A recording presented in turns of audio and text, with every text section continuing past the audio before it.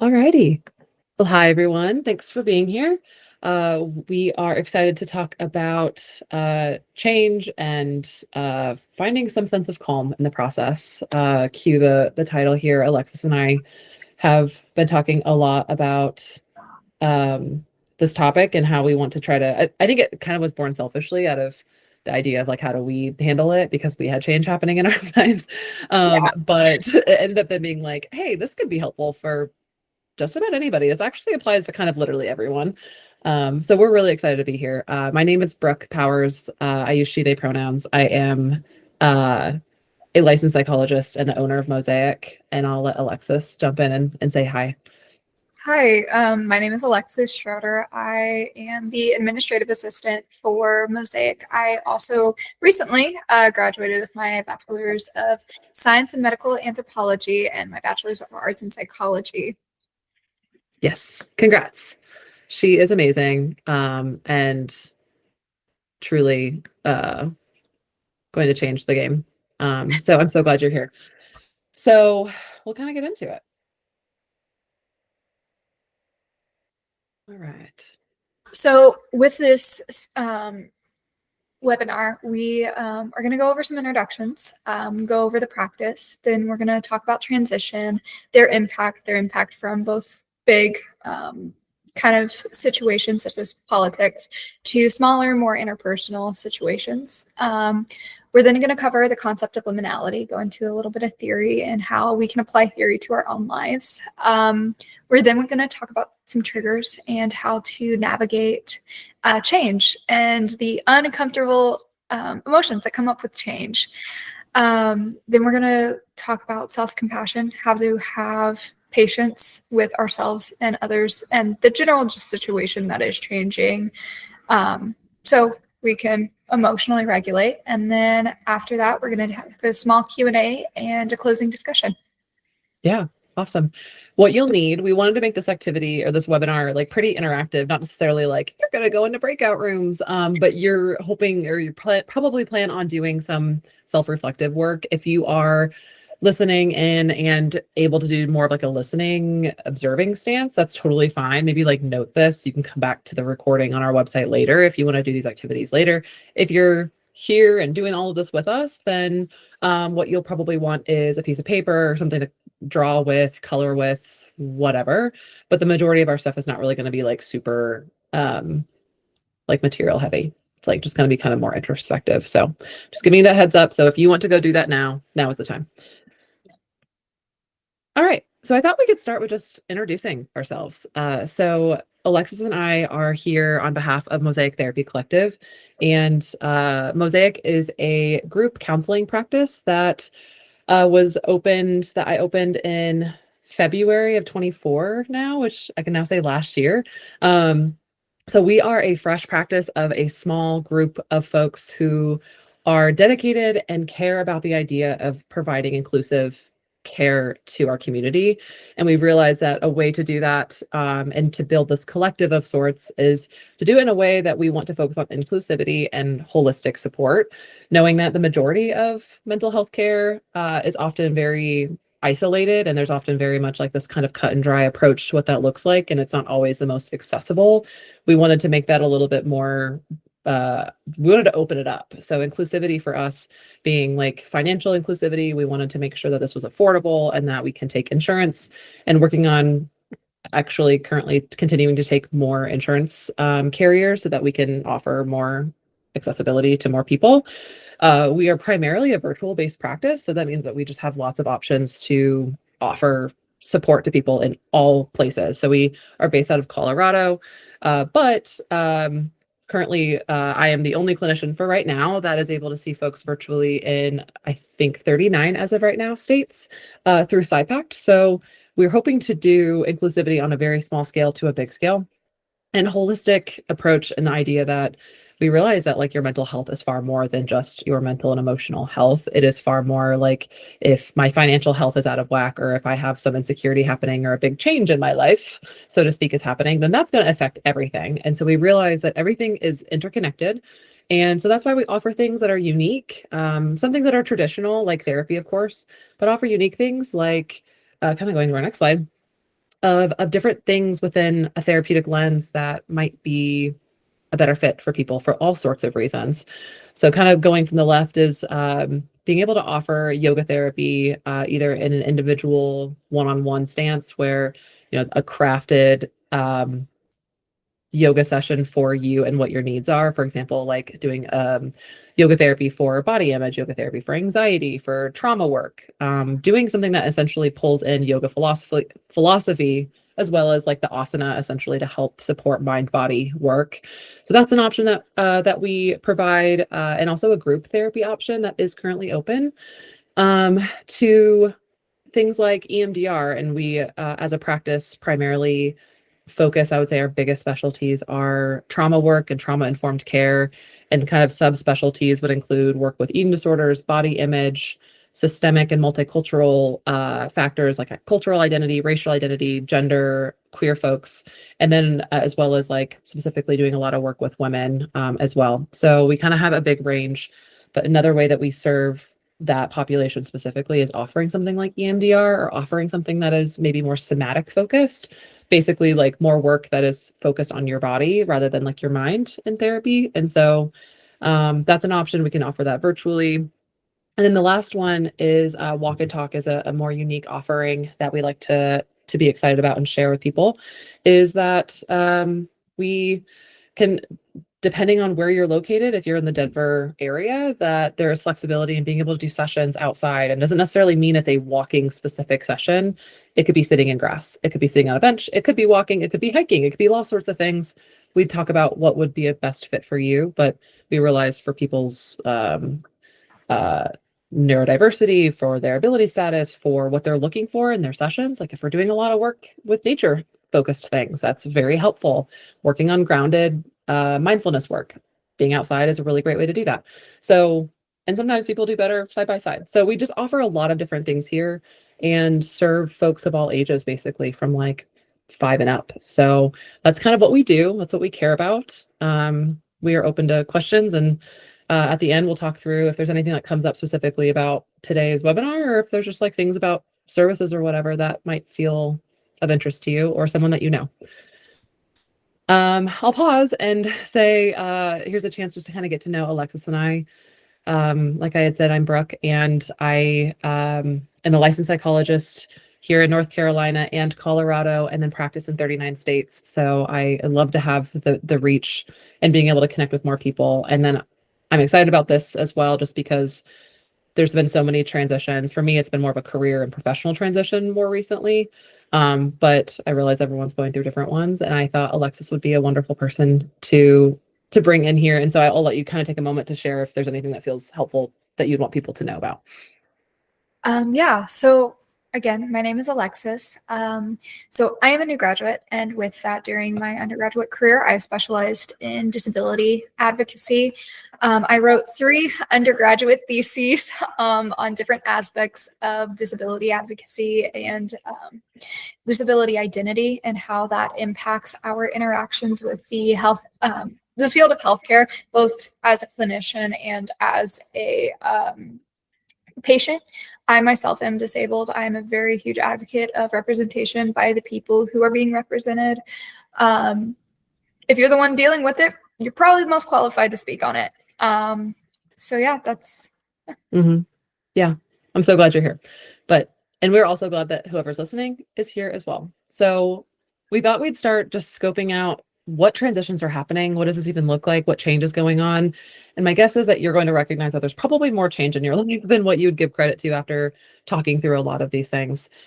First and foremost, seasonal. When we started talking about when to offer this, we were like, well, we're kind of moving into a winter season. And so we realized that like everyone knows that seasonal depression, seasonal impacts are a thing. Everyone talks about it either in a like, I guess the statistical amount of people that have seasonal affective disorder is pretty low. It's like 5%, but up to 40% of people being polled are generally saying my symptoms worsen or something changes over the winter season.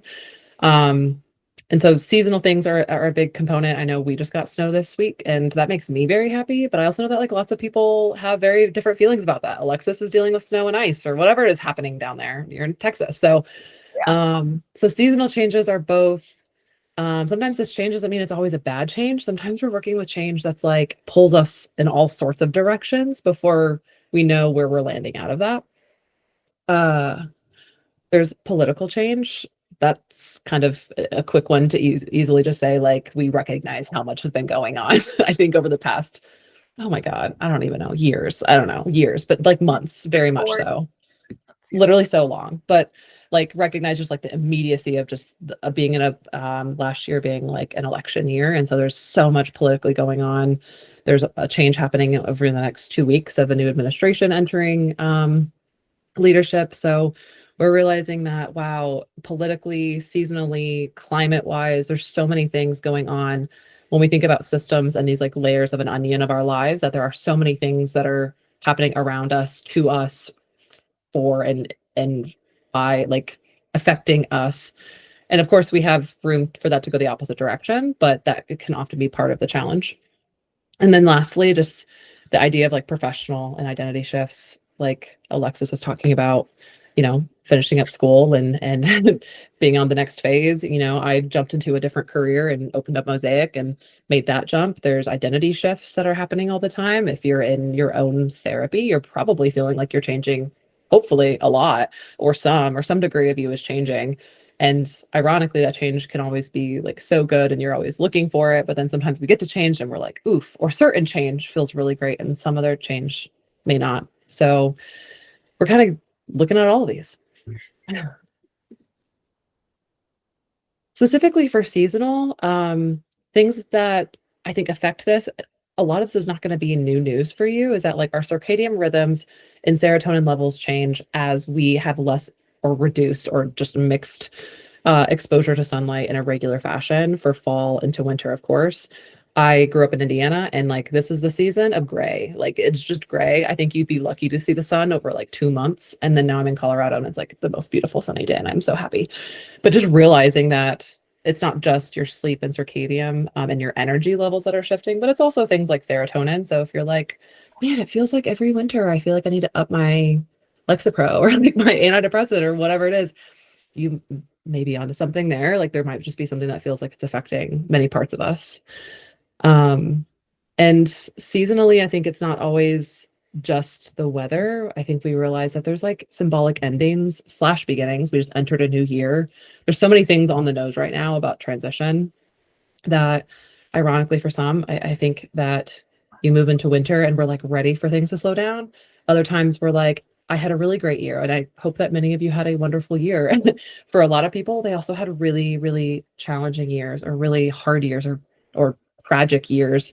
And so I think moving into the winter, going into a holiday season and entering a new year can feel symbolic of phases of your life and meaning that you're making and what am I doing and why is this important? And so like a lot of times seasons are just a reminder of the world continues to move even if we are in our own process. And then there's like lots of emotions that happen with this. I think naturally you might just find yourself in different places. I think when we think about our existence as humans, like winter is generally a season where like you rest, there's hibernation, there's like slowing. Like that is generally what, maybe before all of our, industrialization and all the things that have happened over the many, many, many years. But like thinking about this is still a season where like things are probably a little bit more reflective. You're probably inside more. You're probably more calm and still. That can bring up a lot of things. The busyness of summer can sometimes be a really useful tool to manage all of the emotions and things that are happening. Winter might be just calm enough that you're like, I feel a whole lot. And like, so realizing that our pace shifting could shift our emotions quite as well. So, Alexis is going to cover some of the tips that might be helpful on each of these. So I want to start off with saying, we kind of alluded to this, that winter is a time, biologically speaking, for rest. It is for Mhm. hibernation. It is time to reflect, biologically speaking. Our culture does not support that. And in doing that, we kind of feel this kind of push and pull between, well, I need to get all of these Mhm. things done. I need to go to work. I need to do this. And then I just don't want to, which Yeah. is fair. Mhm. That is biologically what your body is trained to do. So I think the biggest thing with this is having understanding of, okay, this is what my body is doing. And yes, I need to get these done, but this is also something that I do need to attend to. People are going Hmm. to sleep more, and that's not a fault on the individual. That is just how we are created as people. So I think understanding and patience and self-compassion is very big to practice here, because this is not stuff that we are educated about in schools or even our Yes. parents. This is something that we're like, oh, why do I feel this way? And we oftentimes individualize the issue for ourselves when it's not. It's a species issue. It is every other Hmm. mammal on the planet experiences this. Hmm. I think with that, um, sunlight. In that, hello, I have Tourette's, so that's going to come a few times. I just want to mention that. Um, Exposing yourself to sunlight or red light therapy, getting those vitamins, that's part of the change. Is that if you are in a place such as Indiana or you're in uh, Washington where they do not have light at all, making a conscious effort to have exposure to something like sunlight if you can't access sunlight. Um, Maintain consistent sleep, eating, exercise routines. Routines are very important. They Hmm. not only are we just habitual creatures by nature, it also is, hey, I can count on this. So if everything else is a mess in my life, I can depend on these things to stay pretty consistent. Yeah. Also, for individuals who do get more depressed during the winter, it is something to be like, okay, as long as I get this stuff done, I've had a successful day. I've Hmm. done what I've needed to do, with a balance of having self compassion. Practicing ways to interact with your environment, going outside for 10-15 minutes. A lot of us stay inside a lot. I haven't left this apartment in about a day and a half. We don't get snow. We get snow like once a year, maybe 2 days max. So I'm like, oh, we're staying inside today. But for other individuals who do not, they get snow all of the time. Um, Going outside 10-15 minutes or interacting, moving furniture in your space, changing the things so it's Hmm. not monotonous. I know for me, the times we stay inside the most is when it's hot, when it's 113 degrees. You don't want to go outside, you'll get sunburn. So there is a lot of constantly changing, constantly trying new things just to do something new because we're stuck in the house all the time. So yeah. Beautiful. Yeah, I will go outside and throw snow at my dog, and she just like loves that. Just finds it to be the most exciting thing possible. So like it's fun for everybody. Um, but yeah, I would not do the heat, that's for sure. I So prefer the snow over the heat. oh yeah, same. I mean, absolutely. It's also why I don't live in Texas, partially. Yeah. So then we have political impacts, and this is like kind of a broad umbrella. When we say political, like we're probably also including like global things. We're talking about climate change. I think just like I mean, a lot of things, depending on your stance, I think a lot of personal things are very political, and that's generally how Mosaic, I think, tends to orient as well. We realize therapy is inherently political, and so I think there's no way to not make things at least contextual to that. So when we talk about things like global uncertainty and overload, like I mean, it's not that we're literally just waking up on this Friday and it's like, oh, there's like, I don't know, there's literally fire on one side of the country and there's ice happening on the other side. Like that's kind of intense, right? That's a lot. While simultaneously, maybe you're like, I hate my job, or I just got fired from my job, or I needed to leave my job. It was unsafe, or making me very unwell, mixed with what's happening in the economy, and do I have the money that I need to go buy groceries for the weekend, or what's happening now, and then I'm just about to graduate, and then where am I going to live? Like there's layers of this uncertainty, and I think that you add in things that are like happening globally, culturally, familially for everybody, like realizing that there's things like war, genocide, god, people are homes are in danger here, like there's so many things happening on a global scale at this point in our lives, and it feels like it never stops. It just never turns off. You can't really not attune to the news and have just something that feels like completely shocking, saddening, horrific, frustrating come up all the time. So just recognizing that like our brain It's like kind of like if anybody had like the oldest computer, like the first time a laptop came out, like I'm thinking like the old silver MacBook, and like you had the little wheel of doom, and like, or just like the oldest phone, like I had a Razor phone. Just think about like that's how our brain, and even older than that, like let's be real, that was just like a millennial metaphor for that moment. But like think about our brains being literally the OG version of our brain was not meant to have this much stimulation and overload. Like the amount of things that we probably have to experience and think about in one day is probably like realistically what like many ancestors ago like had stressed over in like a lifetime. Or like maybe a week of our current life is probably the amount of stimulation and input that somebody would have as a human with the same brain a long time ago in like a whole lifetime. So just realizing that like when we talk about having younger, our younger generations are like more anxious, or we're seeing stats of like there's so much more depression, there's all these things happening, and I'm like, well, apart from things changing and we're, just talking about things more, the access is changing, the stigma is hopefully going down. Also just like more things are continuing to layer, and like layers of trauma or impact can just like take a huge effect. So looking at those things, climate change, I don't think anybody is going to be immune or has been immune from climate change or climate impacts in some way at this point. Even if you are not being impacted, it's probably one of those things where it's like someone you care about, empathetically you're realizing what's going on. um it is it's affecting everyone, and it will continue to affect. And so realizing that like sometimes even doing the thing that like your therapist would be like, oh, let's go take a walk outside, maybe it'd be good to get in nature, you're like also doing that and you're like, oh my god, this is beautiful, but like what happens when it goes away? Like even the thing that might bring me some joy and comfort or grounding is the thing that you worry about. And so there's layers of like climate anxiety in all of this as well. So just realizing the fear, the unknown, the uncertainty, and I would say like the broad sense of powerlessness that can come from political and climate impacts in our lives right now. Um, so Alexis, you jump in on the tips on this one. So some tips. Being mindful of our news consumption. It is not, we are not able, I mean, some people might be able to Mhm. completely turn off the news. We are a collectivistic, herding species. We communicate, we talk, we empathize.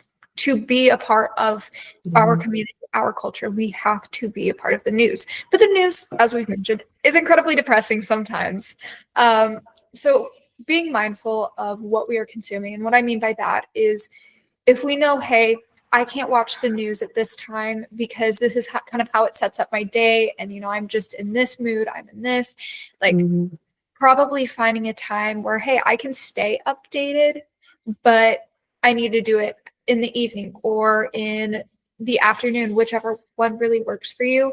And with that, setting time limits, not consuming news all day. I know for some of us, such as myself, that is my job. Monitoring politics is my job. And so I do sometimes have to go in and I have to turn off notifications on certain apps. Having Mhm. those boundaries, having those spaces where you don't have to worry about the ding that goes off your phone and what next crisis you're being alerted of. Mhm. It's great in moderation. Out of moderation Like can cause. everything in our life. Yes, yes, very much. We need balance with all things. Mhm. Um, with that, focus on the actions that are within your control. A lot of the stuff, especially now, because we are so interconnected because of industrialization, the technological revolution, especially now that we're looking at AI and artificial intelligence. We are more connected than we have ever been, and we were never meant to be this way. We were supposed to have our small communities, function in the communities. Maybe we saw something from another community, but not as interconnected as we are today.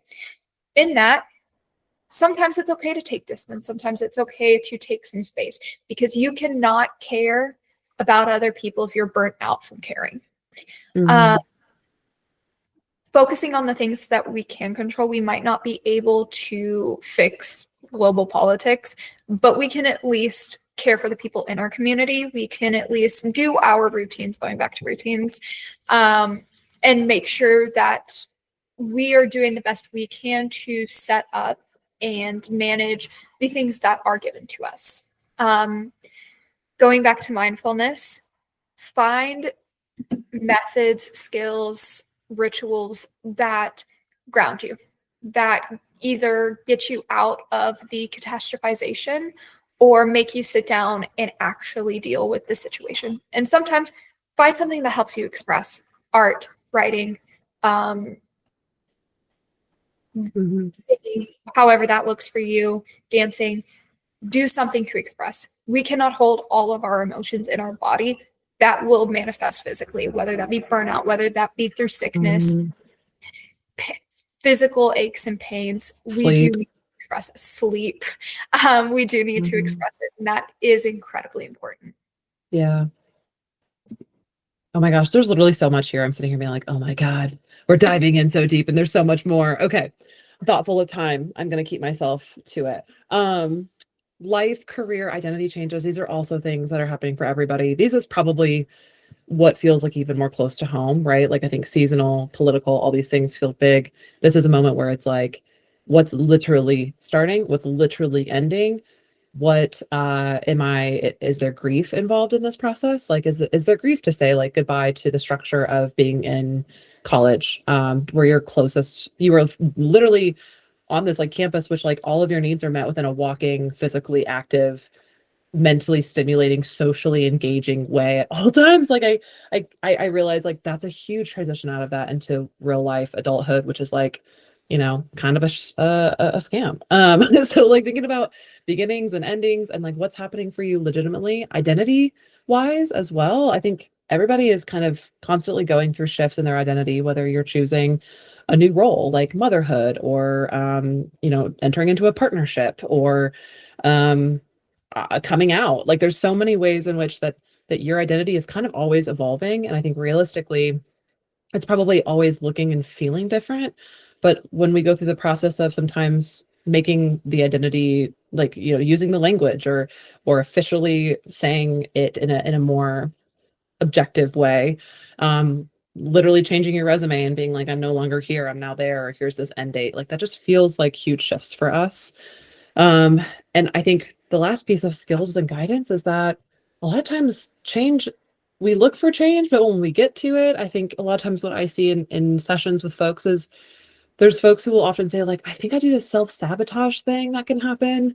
And I think everything that is happening for us tends to be useful. There's always a way to look at that in curiosity and openness. So, like, self-sabotage could also just be, is my pace too fast? Am I terrified? Do I have a trigger coming up that reminds me of something that happened in the past where I did take a step or I did try something or I was a little vulnerable or I took a risk and it went terribly, or I got really hurt, or I got really in trouble, or whatever happened, or then doing that even like shit 30 years later can like still bring up a lot of fear. And so sometimes self-sabotage or something like that can actually be a mechanism for you trying to keep you way safer because we realize how scary and for some people unsafe transitions are.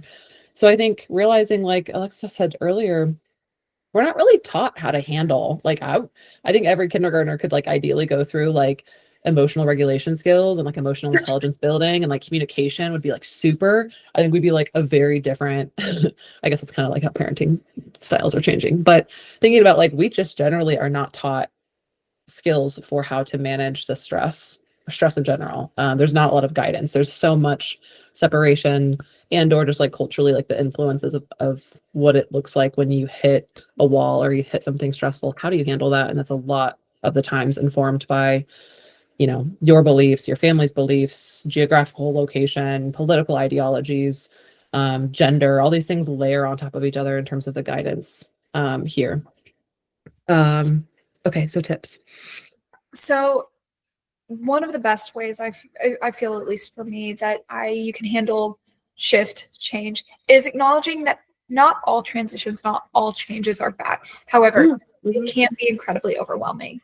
In doing that, I think oftentimes breaking down the shifts, breaking down the changes, is very into actionable steps, into predictable stages, is very helpful in limiting the sense of being overwhelmed. Um, Mhm. with that, seeking support. You're not the only one going through a change. You're not the only one who's ever gone through a change. Other people have gone through changes. What worked for them? How can they better support you? How can you better support them through their shifts? Utilizing your community. Embracing the idea that transitions are part of growth. Like I said, not all transitions are bad. To become different people and to go through life is to be changed in some way. That is a part of life. And in that, you need to embrace that sense of change. Hello.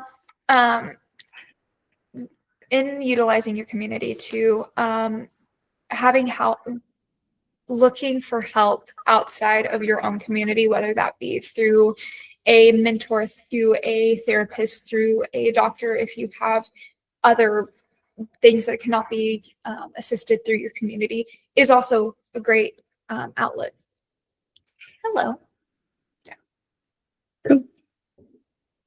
Yes. And that's why also we're a counseling agency talking about sometimes it is helpful to connect with people like us. So we wanted to do a little activity that'll take less than 5 minutes. And I think this is one thing that map it here and then take time to explore and expand it later, I would say, when you have privacy and space for kind of the self-reflective process. But we want to talk about how intersectionality and change matter here, where for someone with different identities that might be more privileged, or maybe they're the salient identities for you do not feel as, I don't know, targeted in the world or what's happening right now. You might move through change in a slightly more, fluid way than somebody who has a lot of things stacking up at the same time.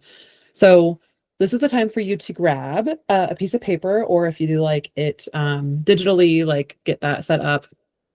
And the idea is for you to try to look at your social identities and the factors that are at play here to help understand what factors into change for you, both strengths, challenges, supports, all the things that can be applicable. So once you have all that, I want you to start, and I'm going to essentially kind of go back and forth, but I want to essentially walk you through what this will look like and then show you as well.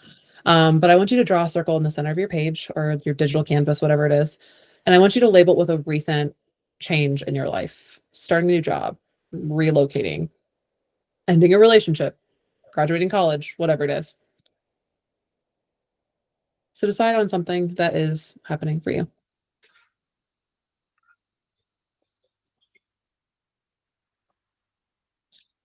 And once you have that around your circle, I want you to draw some lines that extend kind of like a spider towards, or like an old school, like a basic sun. And I want you to start drawing lines extending outward to some smaller circles. With these smaller circles, write aspects of your identity, like race, gender, sexuality, ability, socioeconomic status, nationality, disability status, all these things that are happening for you. So I'm going to start mapping things over here for you. So in our example, we have changing careers, being a queer person, maybe we have chronic illness. And I missed the line, so make sure you're drawing those lines too. And then when you get to those place to your outer circles, I want you to label challenges and supports under each. So going back to our example, for a queer person, maybe a challenge is like, I'm nervous that there could be a workplace that is really discriminatory or retaliatory or unsafe. Supports could be, when I find people that are supportive, it's safe, it's fun, it's welcoming, it's enjoyable, it's natural. Everything feels really easy.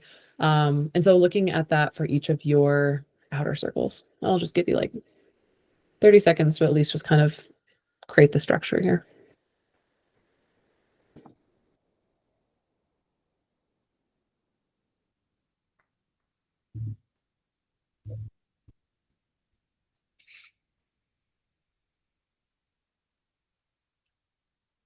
And as you're doing that, I will start walking us through the last step, is seeing those arrows on the outside and adding in arrows of systemic factors, things that are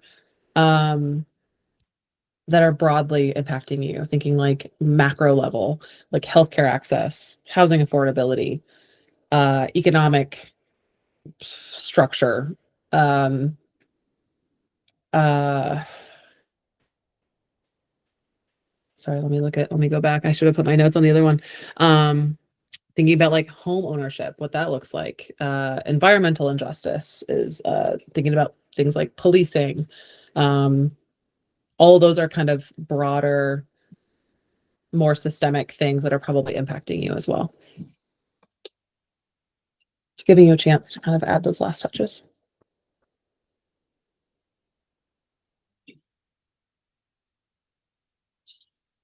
And so as you finish your map, this is something that I hope that you continue developing and pulling together. But I think things to sit with, and I might just leave you with these reflection items for your time is, what's your reactions? What does it look like for you? Were there things here that you hadn't thought could impact you, that changing careers and finding affordable housing is a really big obstacle, or healthcare is a really big obstacle? Did you think that that was maybe a larger issue? Um, what are things that you realized were supports for you? And what are things that I realize could be helpful, or as I imagine other people's maps, and maybe I'm in a place of more privilege, maybe I'm in a place of more oppression or discrimination or marginalization. How do I look to others and support them, or how do I ask for support if it's coming from both directions? All right, moving on to our next. So we're going to go with another activity, but this one is going to be more looking internal. So Mhm. with the other activity, we looked more at the systemic issues, more of the macro side of things. Now I really want to pull it into the micro side of things.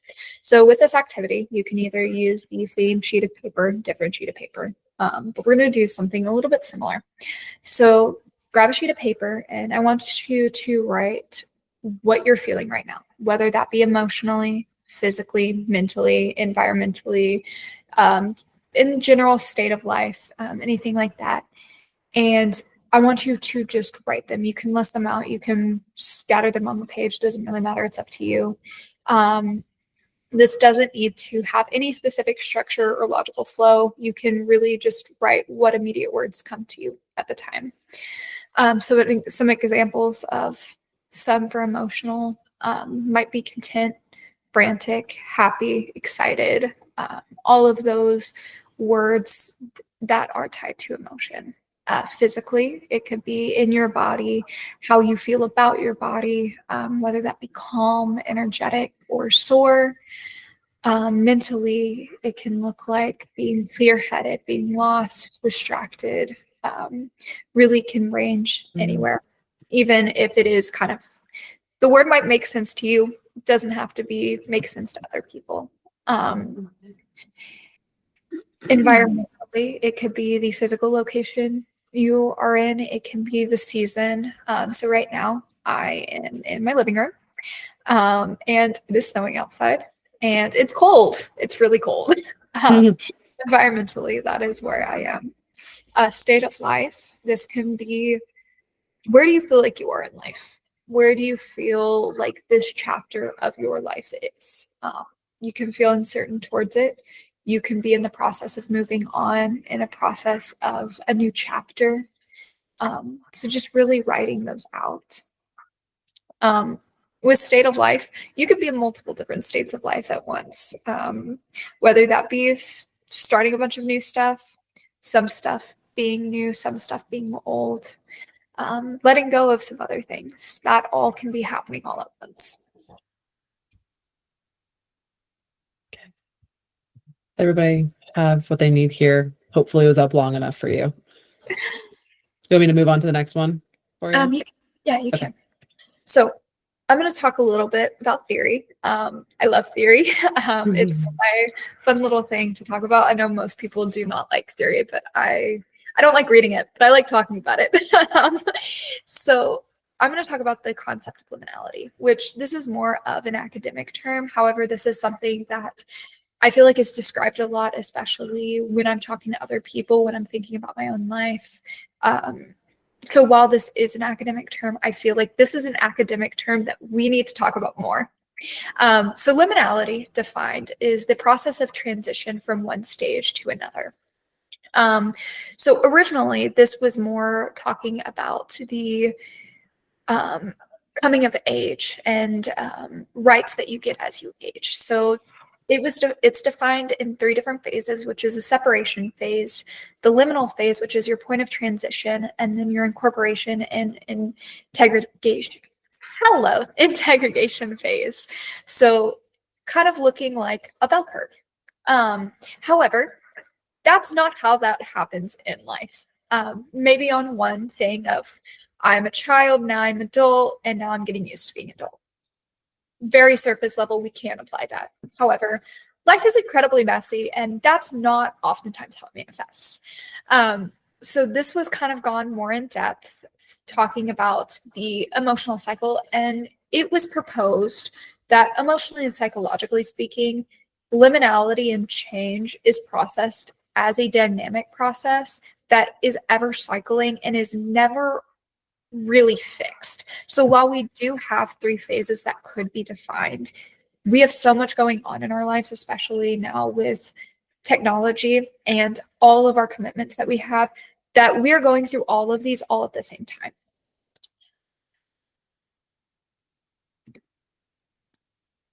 So how does this apply? Kind of already mentioned it. We all go through liminality at some point. Some of us, it is more linear of, I'm getting ready to move. I'm in the process of moving, and now I'm settled in my new house. I am applying to college. I'm applying to a new job. I'm learning the new job. Now I'm settled in it. A lot of times it can be the bell curve.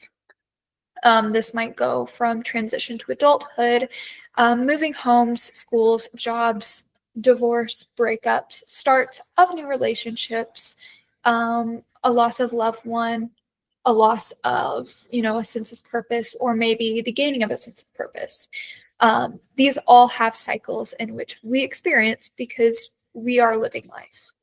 My specialization specifically is looking at the liminality of disability. So while a lot of us do go through this bell curve, there are many individuals, especially within the disabled and chronically ill population, who are constantly in this state of transition.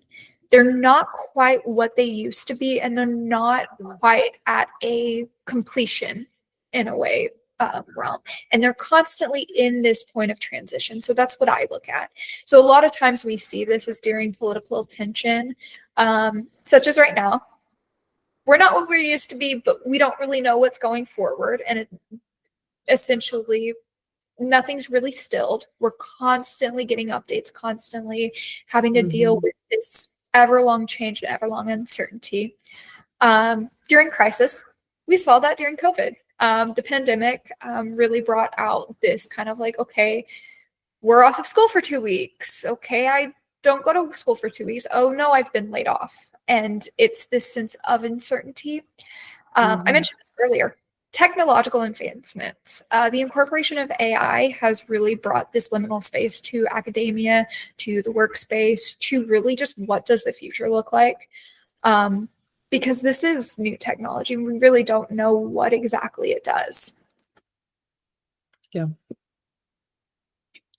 So in this and in all this change, we have a lot of insecurity, a lot of complex emotions that may feel all combined because it's not just a solid, like, I feel this way or I feel this way. It's like, okay, I feel a mix between this, I feel a mix between that.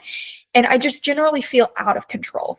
And this out of control feeling is oftentimes leads to anxiety or depression that we might have never felt, or worsening of anxiety, depression that we already have.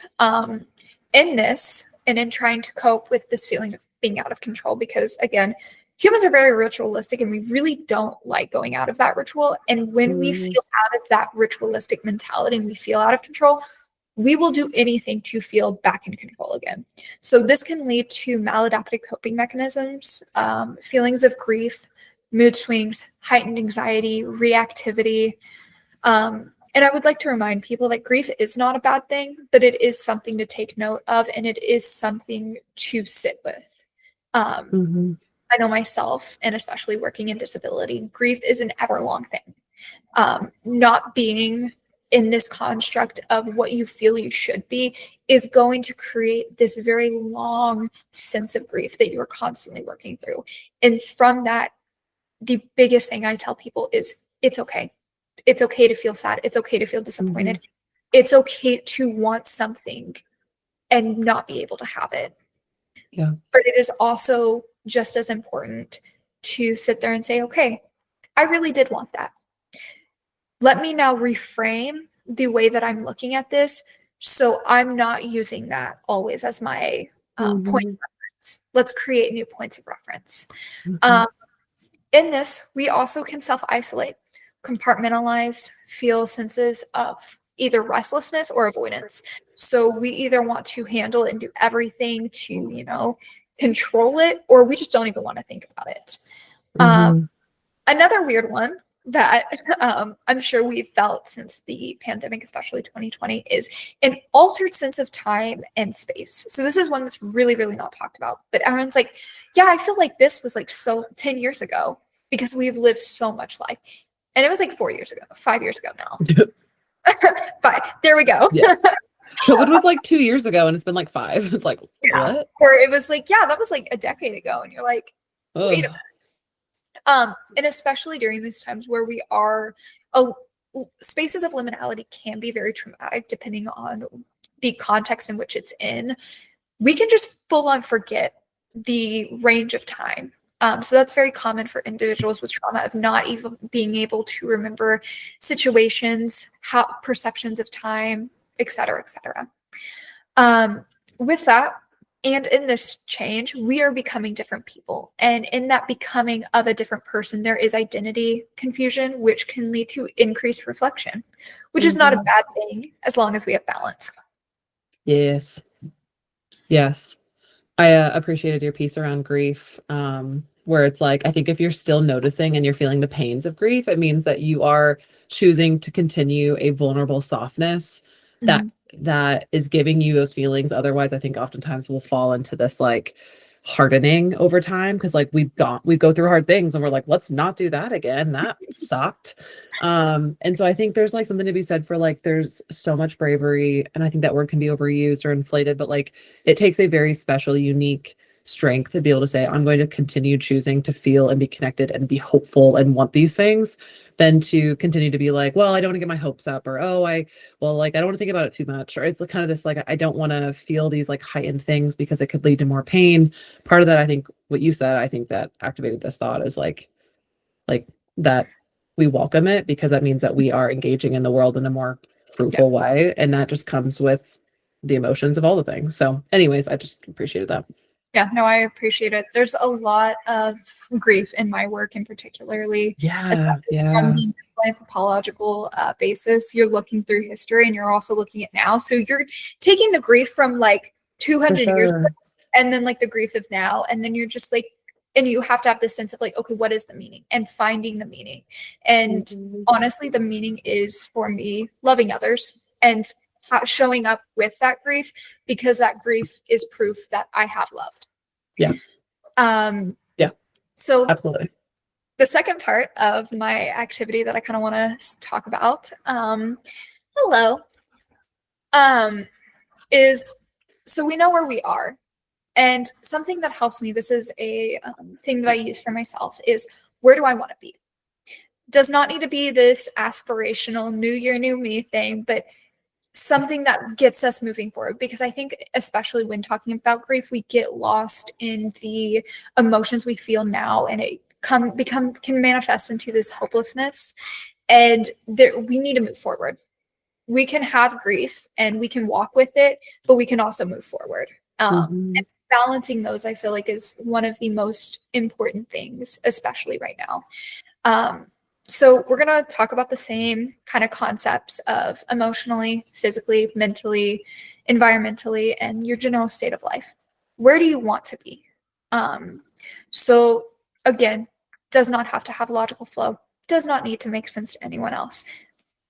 But getting those thoughts out there and expressing and thinking forward is what we're trying to work towards. So emotionally, we can have a goal to work towards things that make us feel more content, more balanced. That might manifest as having boundaries with certain things, getting outside more, really processing the different experiences we've gone through, journaling more, lifestyle changes. Doesn't have to be big lifestyle changes. It can just be incorporating one habit, one ritual within what we are doing. Physically, we might look towards feeling healthier, feeling more secure in our body. Again, very interpretive. What feels healthy to me might make another person feel sick. Mhm. What feels secure to me might feel different to someone else. So, what does your definition of healthy? What is your definition of secure? Mentally, we might want to be more adventurous, try new things, have new experiences, be more focused, really just stop avoiding what we are trying to get out of and really just Mm. sit and work on our goals or whatever our aspirations are. Taking that jump, feeling more confident. What does confidence mean to you? How can you show up as more confident? Mhm. Environmentally, maybe you want to go move to a new country. Maybe you want to create a new space. Maybe you want to make your space more safe. How does that look? Do we incorporate X, Y, and Z because this brings me comfort? This brings me security. State of life, we might be looking to start a new job, go back to school, Mhm. move on from whatever we feel like we're stuck in. Maybe begin a new chapter. Maybe we're bored and we want to, start something new. What do you want is the biggest goal for this, despite all of the politics, despite all of the big things that are going on? What do you want? And can you show up vulnerably admitting that you want something? Mm.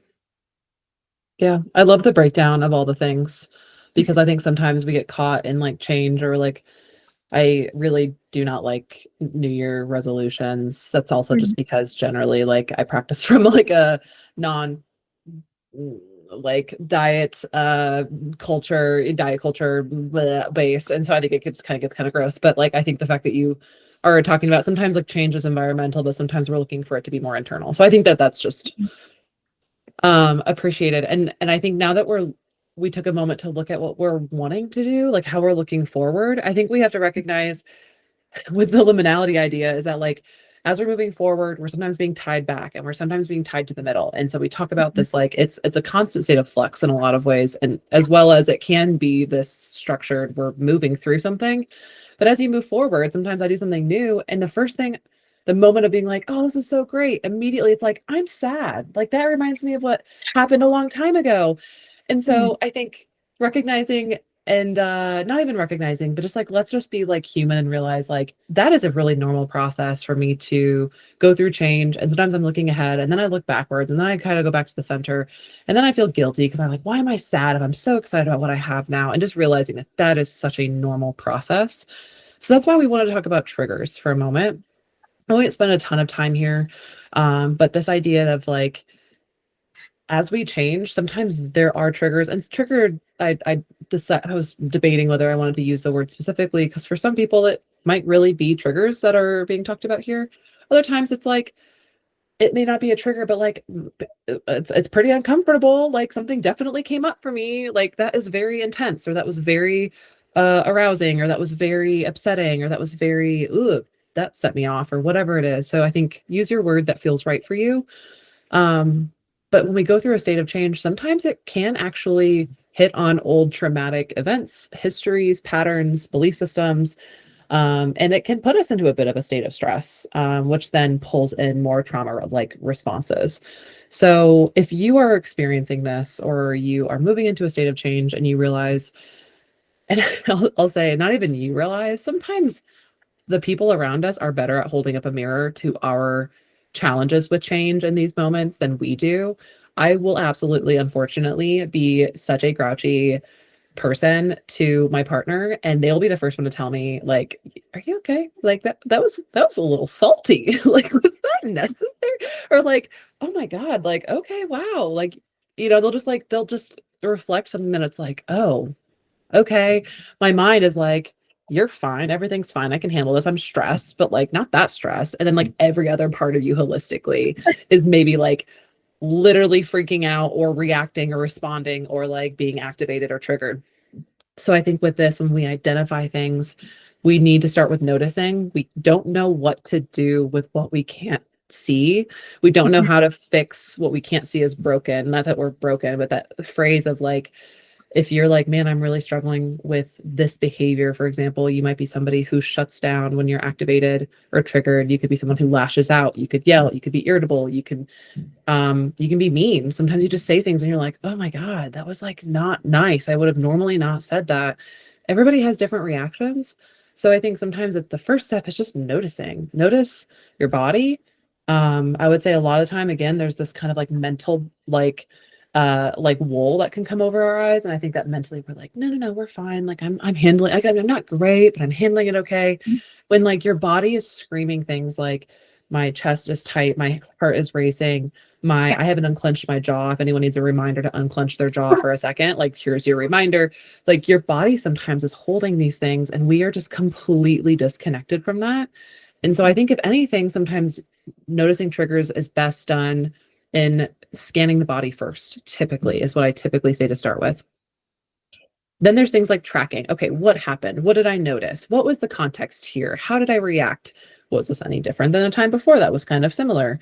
Um, Look at external things like were the people, places, things, situations, sensory inputs. Like, for example, I could go to a child's birthday party and be fine. And another time I go and it was just stimulating enough where I got pushed past what I could handle and it activated things that, brought up old things for me or something like that. So just noticing how to track. Um, and then lastly, explore. And I use the word explore, or maybe even the idea of curiosity or being curious, is that this is the part where I think we often think is the most important. And it's arguably maybe the least important because of those of us who tend to intellectualize or analyze because it's fun and it's exciting. And pop psychology is like, did you learn this about yourself? Cool beans. That was a really old phrase. I don't know where that came from, but like, this exploration piece, I think, feels like a better mentality to approach understanding this part of your reactions rather than condemning, judging, criticizing, shaming, whatever. Because everyone has their things. You may not have triggers, but everybody has their buttons. Everybody has their things. So, like, just we'll talk about it in a minute, but like this idea of like universality is like everybody's got something, like own it, understand it, look for it, prepare for it, know what to do with it. But I think don't get so caught in the like, oh, this is because of such and such and my mother and then my childhood, this and that. Like that is useful. And don't let it distract you from being attuned to your body and your needs and what's happening in the noticing part. Um, but things that can be helpful to explore, which could be done with a therapist, it could be done solo, it could be done with a partner in a loving way, it could be a book, it could be a pastor, it could be all the things that I think make you feel supported. But like maybe you're like, maybe I do want to kind of dig into like, what does this connect to? Like, I really need to kind of ground this a little bit. That can be helpful. Maybe I want to ask others for reflection. Maybe I'm going to ask them for feedback. That's going to suck and it's probably going to be really hard to hear, but like, I want somebody to tell me how they've interpreted this pattern for me, because I trust them and their perspective of me matters. Or, I never realized I always walked away so drained from these moments. And maybe you didn't realize that it could be triggering, but that was more of like a dissociative fatigue, overwhelm, shutdown. And you're like, oh, I just thought that was really tiring. And it's like, let's explore that. That feels very therapist of me, but basically all of those things. I think another thing you mentioned, shame and Yeah. kind of these like, oh, I'm not supposed to feel this way. I Uh-huh. wish somebody told me. Once you go, there's a lot of us who, when we go through traumatic things, we like to compartmentalize it. See, get your head down, work through it, get it done, and then once we Yeah. get, and we're fine during that time, like we're functional, and then we Hmm. get out of it, like we have all of these emotions and all of these outbursts. Maybe we're lashing out. I'm really bad about like lashing out when I get overwhelmed, and so like we get through Yeah. it, and then we like go home, and then we like lash out, or it's like Hmm. months and then of like all of this turmoil happening, and then we get out of it, and like for weeks or months even, like we're Yeah. lashing consistently, all of this other stuff. That's and then this feeling of like I've been through worse, like I shouldn't be feeling this now. If I was feeling this, I should have felt it then, because we're Mm-hmm. unconscious kind of like suppressing it. um Mm-hmm. and then we go down in the shame of like I shouldn't be feeling this way. Moving it over, just because Mm-hmm. it's delayed does not mean that we're in the clear. you're Yeah. still you're still always processing things. I think also Yeah. with that, of when you're finally in a safe space to start feeling things, as in using a new relationship Yes. for as an example, if you have like this history of all of these poor relationships, and then you get in a new relationship and you're just like, I'm sad, like, because this is supportive, and like I could have always had this, and there is that kind Mm-hmm. of grief there, and it's like, but I'm in a good place now, I shouldn't be sad. Having the expectation on your emotions is probably the most damaging thing that I feel personally I've seen others do Yeah. and do, because it's Yeah. just suppressing it and it just delays it. Yes. Yeah. We're adding layers to a thing that we could like literally just spend time with as Yeah. is. But then we got to go through the layers. But the layers keep us from getting to the thing. So yeah, I totally agree.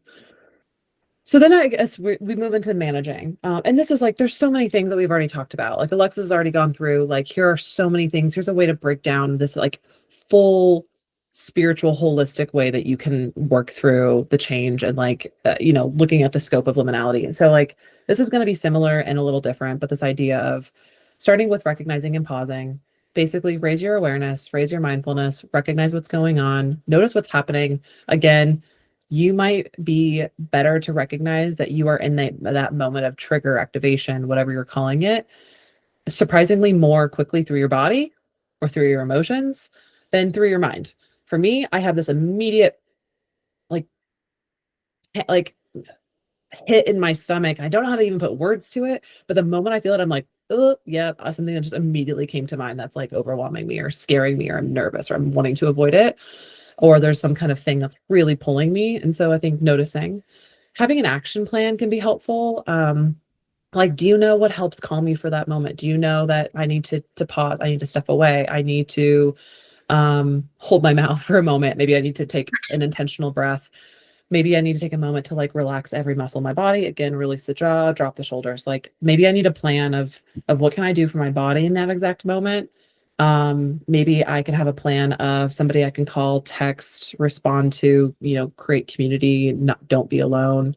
And strategies that can be like, we'll get to them in a second here, actually, but like strategies that might be helpful that can help you reframe in that moment of being like, maybe it's not necessarily being like, change your thoughts, but it's like, I'm being triggered right now. Like maybe just even labeling the moment helps you realize, okay, okay. So like, let me gain some control in this moment. Once I know what I'm doing, I realize I do more with that.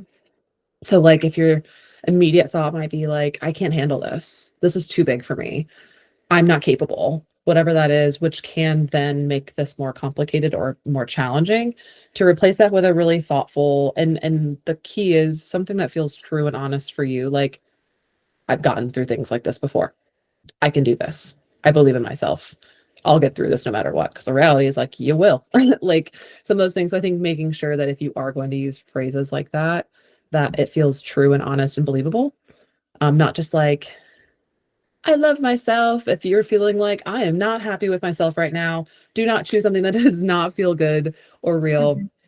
Mhm. We talked about support.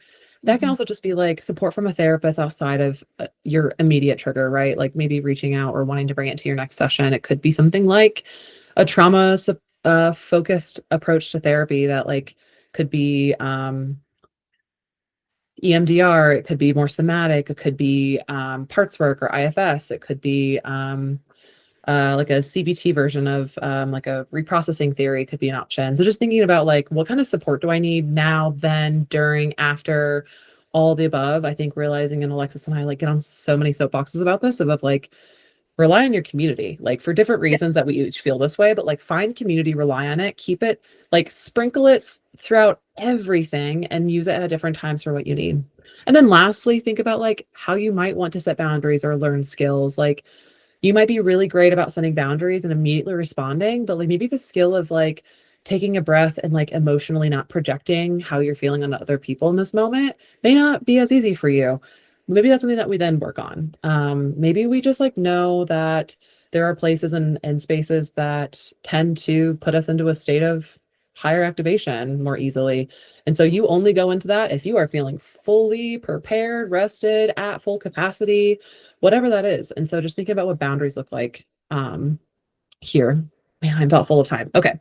We're gonna we're not gonna rush, but we are gonna talk about these things that are super helpful. So the way that we wanted to approach this is with a self-compassionate orientation. And so this comes from Kristen Neff, who is a psychologist who essentially terms self-compassion. And so there is a therapeutic approach to this, and obviously there's just more of like a kind of like logistic day-to-day, layperson can like apply this. And so I want to I guess I'm thinking of a thoughtful of time. What I might do is skip the video here. I'm going to link it in the resources page. And I will put it into the chat here as well before we end the call. But just thinking of time, we're going to talk about this together for a moment and then watch that video later. But it's basically her talking about the tenets of self-compassion. The core elements, so to speak, are the idea of self-kindness, common humanity, and mindfulness. Mindfulness being like, how do you observe what's happening inside for you internally in your experience without judgment or suppression? Very important. The common humanity is this like, this is a common struggle. Like I said earlier, Alexis said earlier, like everybody's going through this. No one is immune. That stupid phrase where it's like the only thing that's constant is change or whatever that, not stupid. I don't want to say it's stupid, but like I say people will be like, well, the only thing constant is change. And I'm like, oh, Like, that's so great. It's helpful I right now. know. It's like, thank you. Thanks. And so just knowing that like this is humanity. We signed up. Just kidding. We didn't sign up for a world that was constantly going to change and be challenging, and we were going to experience suffering at some point in some way in different shades of gray. And so I think part of this is that like we know logistically, and she talks about this, like we know logistically that like we're not alone. Other people experience this, but like when you get into those moments when you're struggling with transition, change, identity, whatever it is that's coming up for you, there's this very emotional place where you're like, no one else is going through this. I'm the only one feeling this. I'm bad for this. Why can't I deal with this better? Why is this not easier? How have I not gone past this? Whatever, whatever. There's this idea of humanity of like, I have I'm going through something that is a common experience. And then self-kindness is like, how do you just be gentle with yourself rather than critical? Um, oh, there's the video. Saving it. Sorry about that. It played on the clip. So this is the last piece of self-compassion that I wanted to offer you. This was kind of our last activity. Knowing time, I'm going to ask you to pause this. If you are in the video right now, then screenshot it or again, come back to this later when we have recorded it and put it on our website. But basically it's going to walk you through an opportunity to pause, practice the mindfulness, acknowledge the thought. What is the critical thought that I'm having? Can I reframe it in any way that again is believable? I agree with it. It is helpful in any of those three things. Maybe for some people, they're like, I can do self-kindness. And other people are like, that is the hardest one. So maybe I start with humanity. So find something that helps you feel like there's something that supports you. Extra bonus points, I guess, if you want to apply that. It's like adding gentle touch or some kind of gentleness that I think can be kind as well. Like I often like will just put hands over my heart or like doing something, maybe I kind of like sway as I'm doing it or whatever that I think can add in a physical element of this practice. And then lastly is like a visualization of like, take a moment to realize like, can I envision I have this like futuristic version of myself that has all of these skills and gives me a type of energy that I've always wanted or needed. And I will imagine her coming and sitting with me through this moment or talking with me or sharing some wisdom or comforting me or, just being next to me or whatever that is. And maybe it's not a version of myself. It's maybe someone that you care about, that you see as a protector, as a supporter, or whatever. Um, so holding that for you. And just lastly, realizing as one thing that we've mentioned before is that change is hard. It's not always bad, but it is challenging and it always continues to be an opportunity. in so many ways and this sounds like, again, such a therapeutic moment to be like, it brings an opportunity. It brings you an opportunity to know who yourself better, to know what it's tied to in your past, to look at the future, like Alexis walked us through, of like, what is it that I'm looking for? How do I want this to be different in various ways? And to learn how to navigate things better with more compassion and thoughtfulness and kindness, which doing it in any other way really won't get us there in a better, smoother, faster, more productive way. And so thinking about doing this with a common humanity that's just kind and respectful. And that's kind of it. We wanted to pause and see if anybody had any thoughts. If you do, please put them in the chat over the next like 30 seconds as I'm going to kind of close up here, and we'll answer them. If you don't have any, that's great. That's fine. But I want to do a last just kind of recognition and appreciation for Alexis being here, for us taking the time to do this. This is something that feels so important to us, important to me at Mosaic. I can own this, that we talked about trying to offer inclusive, holistic care. For me, with my history in doing outreach and prevention work, is that sometimes education or things like this, which is just community, or it's just learning, or it's just applying things, is useful, and it's a part of your wellness outside of therapy or outside of movement or outside of whatever it is that we need. And so this has been really wonderful to offer our first webinar here, and we hope to continue doing that. If you have ideas or requests or things that you would want us to cover, or representation that you're looking for that we can pull and ask colleagues or other therapists at Mosaic to join in and cover topics, we're always open. That is something that we always want to do, is hear each other. We want to continue growing. We want to start, well, we are continuing to grow, but we want to approach things with curiosity and like an open mind. So we appreciate just a chance to be here and share this kind of connection with you all. I'm not seeing any chats, which is great. So we are going to close. If you have any desire to follow us, our socials are here. You can get to our website, email us, call us, text us, whatever that is. And we appreciate you taking the time and being here, listening to this. And really, it's more so of like you took the time for yourself. This is not appreciation for Alexis and I. This is like a moment of being like, you chose to do something for you and you knew that this would be helpful. Maybe it was like I don't know if I really want to do this, but I'm just going to like put it on. Maybe you were like, I'm super excited. That's great. Anything in between is that like, appreciate yourself for a moment for doing this and taking the time. So any closing thoughts for you, Alexis? No, I'm just glad to have the opportunity to speak on this. Awesome. Okay. Well, then we will see everybody hopefully at our next, and appreciate you all for showing up. I'm going to close our recording here and say goodbye. Thanks, everybody.